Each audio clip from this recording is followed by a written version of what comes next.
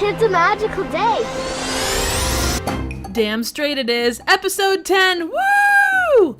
And I've got something special to celebrate. We're doing Neil Breen's Fateful Findings. But first, a little primer for those that may not be familiar with his Breenness. He's a Las Vegas architect turned filmmaker. He's written, produced, directed, and financed 5 films. I Am Here, ...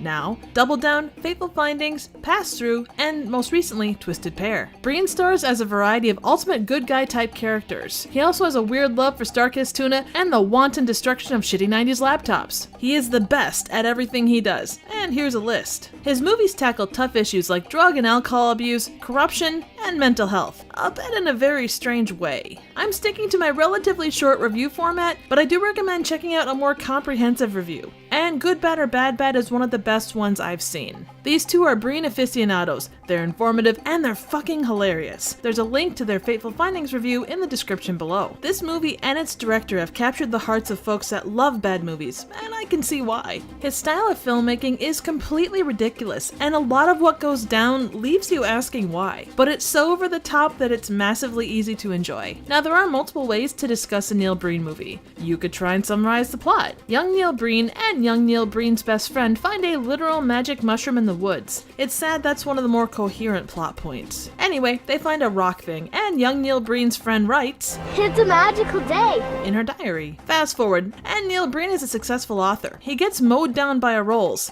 using one of my favorite sound effects ever. We cut to a super realistic hospital room. I mean, I couldn't tell the difference between this and a normal ICU room. Only the carpet gave it away. And the lack of machines. And the taped on IVs. After a miraculous recovery and a peek at the Breen booty, we are treated to one of the cringiest shower scenes in cinema history. I gotta say, if he's bleeding that badly, maybe he should go back to the hospital. Anyway, he goes back to normal life, typing on one of 4 shitty laptops, provocatively ripping perfectly good tank tops, sitting in a garbage bag lined room completely naked, and expositing about how he's hacking secret government and corporate secrets. I'm going to continue hacking into these government systems to see what I can find out about all this national and international corruption I know is going on. His wife's drug habit gets super out of control, and she unfortunately commits suicide. Luckily, she's quickly replaced by the reappearance of Neil Breen's magical day friend, and the rest of the movie is a fever dream of images and events. Throughout this, nobody asks how Neil Breen was miraculously cured. So let's try breaking down the life lessons about what you can learn from a Neil Breen movie. For instance, electronics are made to take a beating. Apparently, toilet drugs are a thing. And I also learned the importance of using both a breathing mask and a nose oxygen thing when in a comatose state. But I still have to wonder why nobody asked how Neil Breen was miraculously cured. Like most bad movie productions, there's not a lot that's terribly well done. You could talk about shots that really overstay their welcome. No, that is not true.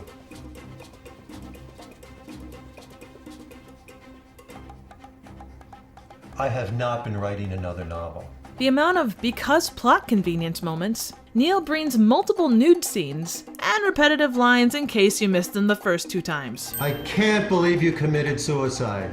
I cannot believe you committed suicide.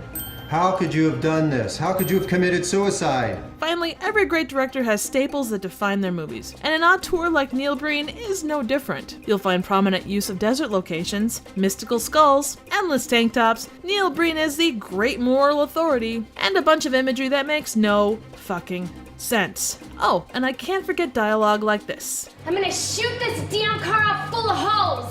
I resigned today as president of the bank. I gotta say, the most entertaining part of this whole experience for me was the credits. They pass by the way credits do, and then at the very end we get a disclaimer. Any credit with an N or B in it are done by Neil Breen. In all of his movies, Neil Breen plays a character that is the best at everything, and it's interesting that he does a little bit of subterfuge with the credits for these tasks, and then says, fuck it, I'm taking credit for all of it. For me, it adds to the charm that is a Breen experience. Needless to say, I'm both a fan of this and the man himself. Breen's work isn't the easiest to come by, but it is worth the effort. He is unapologetic and makes films the way he wants to, come hell or high water. He's bombastic, opinionated, and just a little bit crazy. But those are the things that make for a laugh your ass off movie that are the best kind of bad.